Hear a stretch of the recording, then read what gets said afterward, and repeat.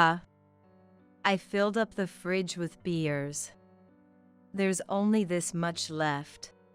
One day, when inviting a neighboring family over for a barbecue, the beer that was supposed to be plentiful in the fridge was found to be nearly gone.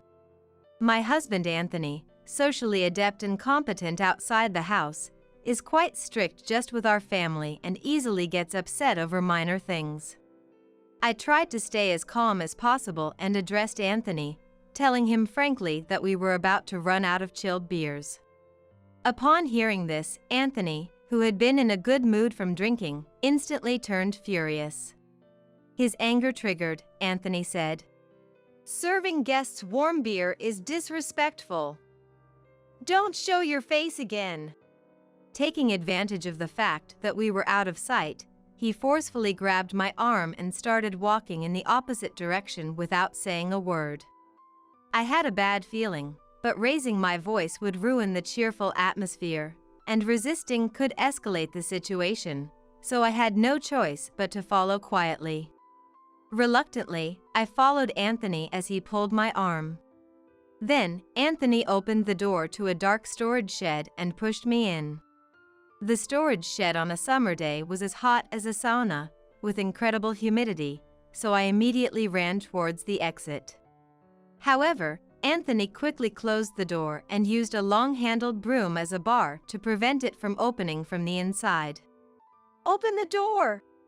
I pleaded several times, but there was no sign of Anthony opening the door.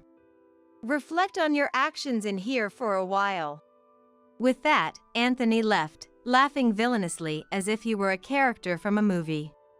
My name is Evelyn. I live with my husband, who is a sales manager at a major real estate company, and our 20-year-old daughter. My husband, Anthony, is 57 and I am 55, so we are close in age. Originally, I also worked at the same company as Anthony. We had what you might call an office romance. Anthony was everyone's dream guy, and I never thought he was in my league, but thankfully, he proposed, and we started a family. When we first became a family, I remember feeling ticklish from being envied by people from all around. At first, I was over the moon and every day was filled with happiness. However, as we got used to living together, Anthony's true character began to show. Our daughter, Nora, graduated high school and is now attending a fashion college, commuting by train early every morning. Seeing her study what she loves, looking lively and happy, makes me look forward to her future. That's why, for the sake of my daughter, I prioritize living a peaceful life day by day. Our family lives in an area where many families from the same company or related companies reside, thanks to the housing allowance from the company, which means we have many acquaintances around. In times of trouble, it's great that we can quickly help each other out, but for better or worse, news travels fast. Our family, in particular, gets along well with Dylan's family, who live 2 doors down and are colleagues of my husband. Like us, they are a family of 3, and their daughter, Stella, being the same age as Nora, has been close friends with her since childhood. Dylan, the husband, is always polite and never fails to greet us during routine activities like taking out the trash. Even though he's the same age as Anthony, his character seems unbelievably nice. Lillian, his wife, is a year younger than me, and we go shopping and on outings together like friends. She works as a legal assistant and is a dependable sisterly figure, often giving me advice. Of course, I've brought up Anthony before, but I've always wrapped the conversations in layers of discretion. Honestly, it's too embarrassing to talk about with anyone.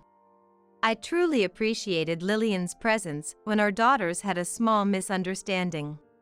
When deciding on their futures after attending the same school from elementary to high school, there was a conflict. Initially, they both pledged to pursue fashion design and worked hard on exam preparations, but Stella decided to switch to cosmetology at the last minute, which made Nora feel betrayed, leading her to stop speaking to Stella. Seeing Nora struggle with accepting Stella's decision and hating herself for it, all I could do was watch. Lillian facilitated a discussion that allowed both girls to fully express their feelings, resolving the discord. Her calm mediation, listening, and ensuring things didn't get too heated, was truly memorable, almost as if counseling was her calling. Even though their paths diverged, respecting each other's dreams might have deepened their friendship. Stella, like Nora, commutes to school early in the morning by train and seems very busy. Occasionally, when their departure times align, they ride their bikes together to the nearest station, making me grateful to Lillian for preventing their friendship from souring. As a result, they are both aiming for similar jobs, so we, as mothers, are secretly hoping that one day they will work together.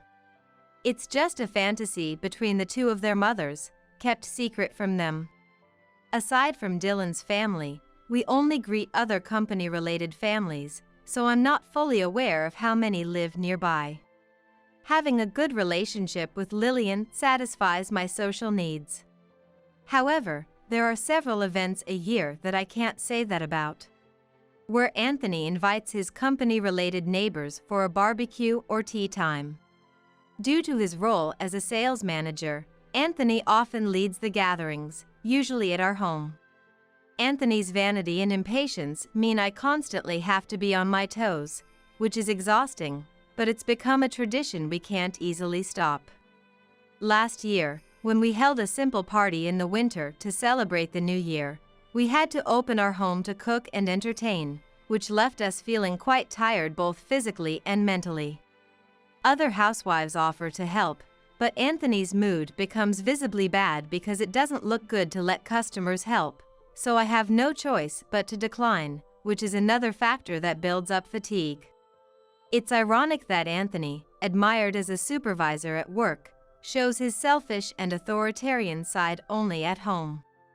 And now, with a barbecue planned for the end of May, I'm dreading the workload and the heat. The guests bringing their own drinks and food that would be shared would definitely lighten my load, and Lillian suggested it once, but Anthony, wanting to show off, wouldn't hear of it. I've learned it's easier to keep the peace and not upset Anthony by objecting, so I stay quiet. It's just a few days of hardship, after all. The barbecue is quickly approaching. Anthony has tasked me with ensuring everything is prepared perfectly, but perfect is daunting. As what constitutes perfect for Anthony can fluctuate wildly. Sometimes, he'll suddenly deem unacceptable what he previously approved, or vice versa. The most reliable method is to have him check everything in advance, but even that's no guarantee. When I mentioned going shopping for supplies, "I'm busy with work, so it's all on you. Don't you dare embarrass me," he said and went out. Since the number of attendees varies, we always check who'll be joining the barbecue in advance. Luckily, this time it seems only Dylan's family will be coming. Knowing their preferences makes planning the menu and drinks easier and lifts my spirits a bit. Considering the temperature, I need to stock the fridge to its limit with drinks to avoid running out. The family fridge was filled to the brim with beer. After checking with Anthony, he said, that should be plenty. Just to be safe, I also prepared some at room temperature, anticipating we might run out due to the forecasted heat. Since it's forecast to be hot, we might run out, so it would be perfect. On the day, I started preparing the main ingredients for the barbecue. Having cut everything into bite-sized pieces the night before, all that was left was to arrange them on plates. With the temperature expected to rise to summery levels, I made sure the air conditioning was on so everyone could cool off inside. Just as I was about to finish the preparations, the doorbell rang.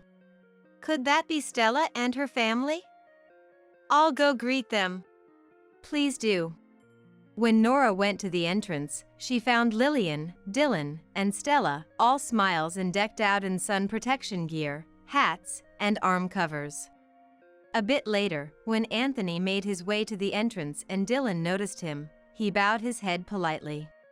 Thank you for having us. Anthony also smiled contentedly. Make yourselves at home," and went back inside to grab a beer. After watching the adults finish their exchange, Nora didn't go back inside but led the 3 guests around the side of the house to the backyard where the barbecue and canopy were set up. I handed Nora the plates of food through the large window facing the garden, and she skillfully arranged them on the outdoor table. The barbecue kicked off with the fathers and daughters happily sharing updates. Anthony and Dylan talked about company performance and sales results of their teams, occasionally mixing in jokes as they conversed earnestly. Nora and Stella were excitedly discussing the latest makeup techniques and recommending cosmetics to each other. While grilling meat and vegetables, I caught up with Lillian, who was enjoying her beer next to me. "Did you hear? The house around the corner just got a cat." "Really? A cat, huh? Nice." We chatted about trivial matters while serving the cooked food onto everyone's plates. When Stella said, "Auntie, no eggplant for me, please," Lillian promptly responded, "Don't be picky, eat everything." Ah. Seeing Stella reluctantly try the eggplant made Nora laugh. I thought this barbecue, being among close friends, would be a pleasant time. But soon after, I'd realize reality wasn't so sweet. Once the barbecue and beers put Anthony in a good mood, he demanded, "Bring more beer." I went to get more chilled beer from the fridge, only to face an unexpected situation. Despite having filled the fridge with beers, there were only a few left. I wondered when so many had been taken. Maybe the beer was consumed faster than I anticipated while I was busy preparing the food. The weather was hot and the conversation was lively, so it couldn't be helped, but Anthony surely hadn't noticed. Yet, I knew from past experiences that once he realized we were almost out of cold beers, he would undoubtedly blame and lash out at me. Thinking that putting the remaining beers in the fridge now would at least be better than keeping them at room temperature, I moved all the remaining beers to the fridge. Then, trying to remain calm, I approached Anthony and said, "Honey," informing him straightforwardly that we were about to run out of chilled beers. Anthony's face, which had been jovial from the alcohol, instantly turned to anger upon hearing my words. Taking advantage of our location out of sight from the barbecue, he forcefully grabbed my arm and began walking in the opposite direction without saying a word. A bad feeling washed over me, but I knew raising my voice would only spoil the mood, and resisting could make things escalate, so I had no choice but to follow quietly. Reluctantly, I followed Anthony to the front of a storage shed on the opposite side of the garden.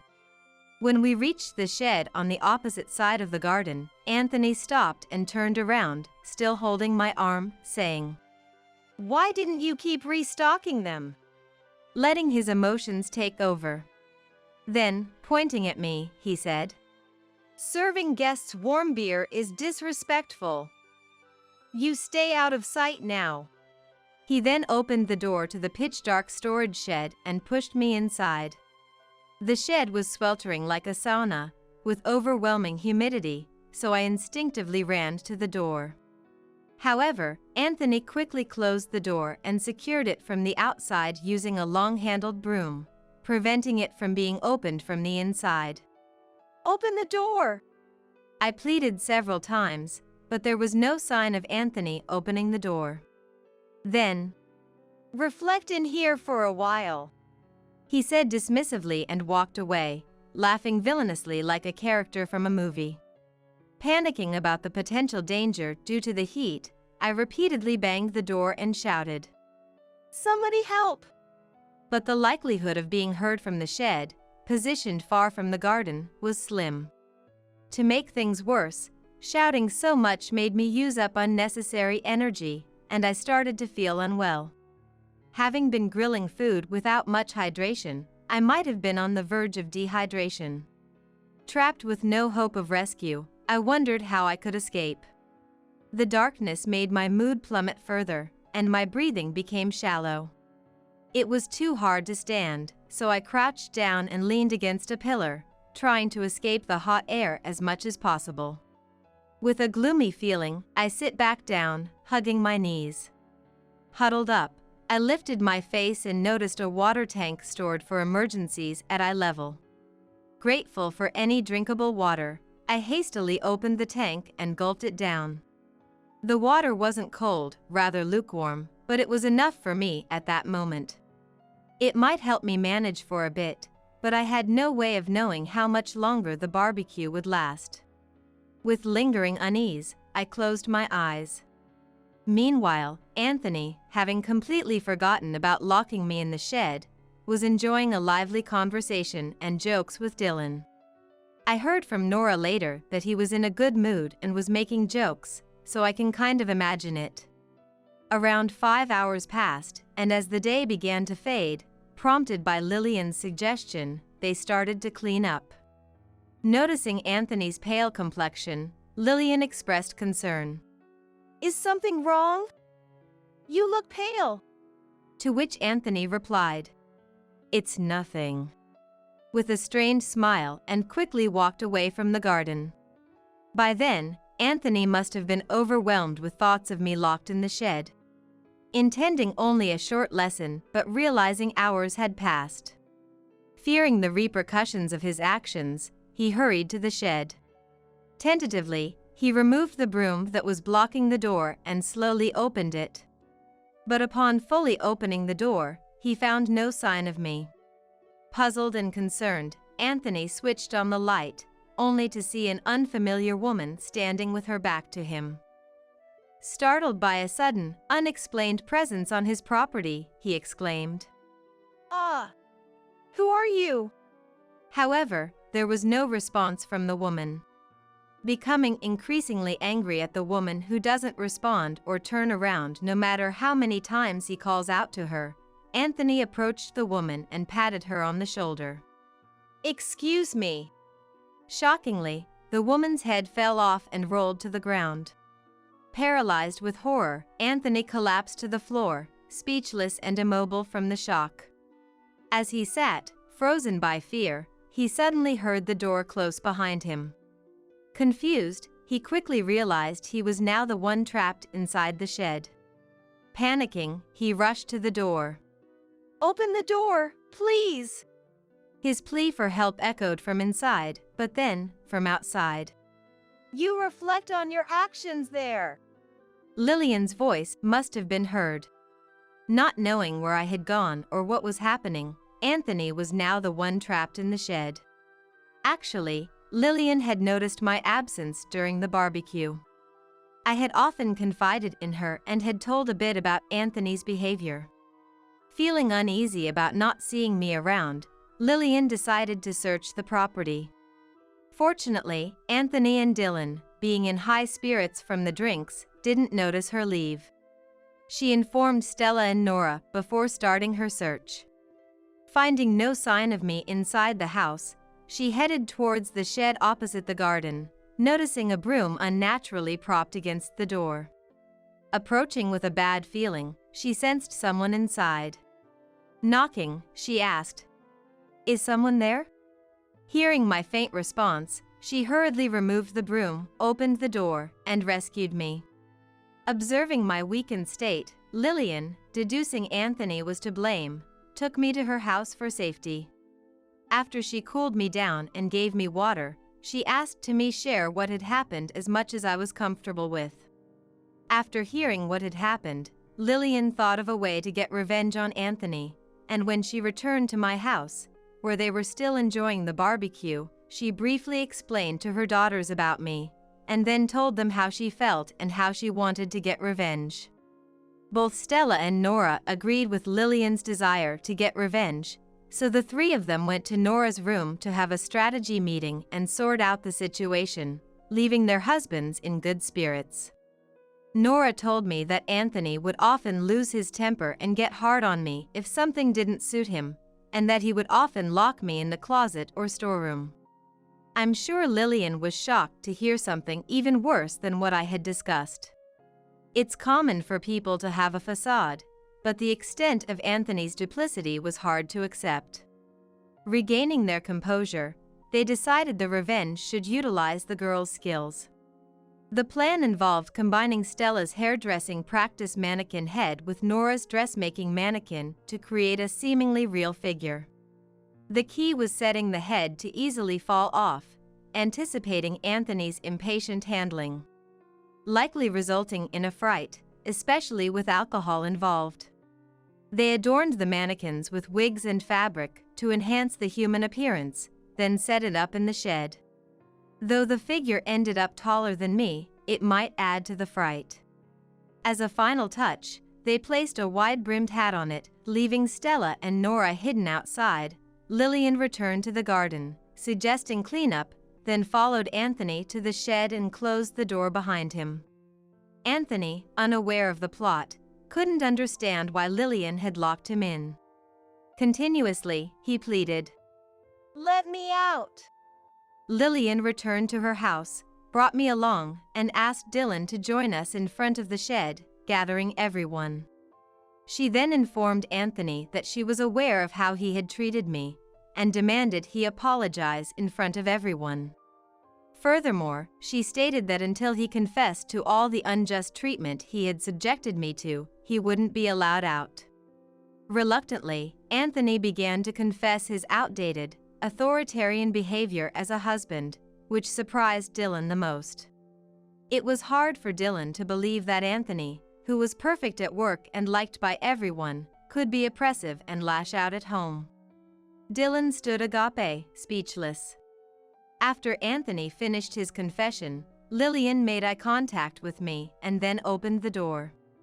Anthony, drenched in sweat, stumbled out, "I'm sorry," and bowed his head to me, apologizing. However, the looks from those around him were icy. Even Dylan wore an expression of disappointment. Looking down at Anthony, he said, "I had misjudged you." And he left. Stella also expressed her disdain. Uncle, you're the worst. Leaving Anthony unable to lift his head. Nora and I could only watch the entire scene unfold with indescribable expressions. Having never seen Anthony bow to anyone, I was predominantly bewildered. Lillian, as if to add insult to injury, suggested, "Maybe I should call your company about this." Anthony, panicked, quickly looked up and pleaded, "Please, anything but that." Seeing Anthony genuinely remorseful made me feel sorry for him. "Let's leave it at that," I said to Lillian and started walking to the garden to clean up. This signaled everyone to resume their cleanup tasks. That night, the three of us gathered around the table to talk. I filled the glasses we always use with water and handed one to each before sitting across from Anthony. "Go ahead," I prompted him to speak with a look. Anthony, still hanging his head in shame from displaying such a pitiable state in front of everyone, remained silent initially. After taking a sip of water, he spoke feebly. "Please don't tell the company. I'm up for a promotion. I'll give you the house, and you can do whatever you want with the rest. Please." I wasn't ready and couldn't reply. I was a little shocked that he could abandon his relationship with us so easily. After Anthony said those words, he wandered off somewhere with his head down. Now that Nora and I are alone in the house, I notice that my heart feels lighter. Although worried about where Anthony had gone, the relief of not sharing the same space with him was more profound. Nora, who had been quietly listening, noticed my eased tension and softened expression. "Mom." She looked straight into my eyes and said, "You've been putting up with this all this time, haven't you? I'm already 20, you don't have to anymore. I just want you to stop living a life of endurance." Perhaps Nora found it painful to watch me simply endure. Fearful of Anthony's anger being redirected towards her if she spoke up, I had remained silent, doing my best to bear it. Considering this, I felt both shameful as a mother and deeply touched by Nora's concern. I decided to divorce Anthony and continue living in the house with Nora. The next day, after seeing Nora off, I headed to the law office where Lillian works. Surprised by my prompt action, Lillian smiled understandingly when I explained Nora's encouragement. The lawyer at the office agreed to handle the paperwork and other practical matters after I shared what Anthony had said and our feelings. I intended not to escalate the situation, agreeing not to disclose Anthony's actions to his company as he requested, aiming for a settlement in the divorce that would include compensation and the house. After calling Anthony to discuss the divorce, he agreed without objection, allowing us to settle the divorce amicably. Now, the divorce is finalized, and thanks to the compensation and the house from Anthony, my immediate living situation is secure. However, supporting our life going forward is challenging, so I decided to start working in real estate administration, a field suggested by Lillian. I don't think it will be a problem since I was in an office job when I was working as a company employee. Seeing Nora's smile become more frequent certainly makes me grateful for Lillian, who provided the push I needed at that crucial moment. Being freed from a life of enduring Anthony's anger has truly been a blessing. While I haven't been too concerned about what became of Anthony, rumors have quietly circulated in our gossip-loving community about his lost promotion and subsequent dismissal. Whether true or not, we've kept out of it, especially since we never reported his actions at home to his company. Anyway, today I have an appointment to go out to afternoon tea with Lillian for the first time in a while, so I'm busy getting dressed up. When Anthony was around, I tried to only wear clothes that I didn't mind getting dirty, so it's been a while since I've dressed up as much as I want. Excited, I head to the cafe where Lillian and I agreed to meet. The cafe, buzzing with a diverse clientele, boasts a lively interior adorned with fresh flowers. Meeting up, Lillian and I chose a breezy terrace seat and ordered from the stylish menu. Opting to share a cake set and selecting Earl Grey and Darjeeling teas, we chatted away until our order arrived. Lillian then shared something new. Did you hear? She began, recounting a story she'd heard from Dylan about Anthony's fate. It seems a company junior had unwittingly spread the word about Anthony's public apology on the day of the barbecue, catching the ear of the president. Known for valuing family, the infuriated president decided that no matter how competent, an employee who neglects their family doesn't belong in the company, leading to Anthony's dismissal. Lillian squinted her eyes a little and put her hand over her mouth, laughing. We kept our promise, yet look what happened. Thinking that divine punishment really does exist, I laughed. Truly, walls have ears. And took a sip of my tea, smiling with Lillian.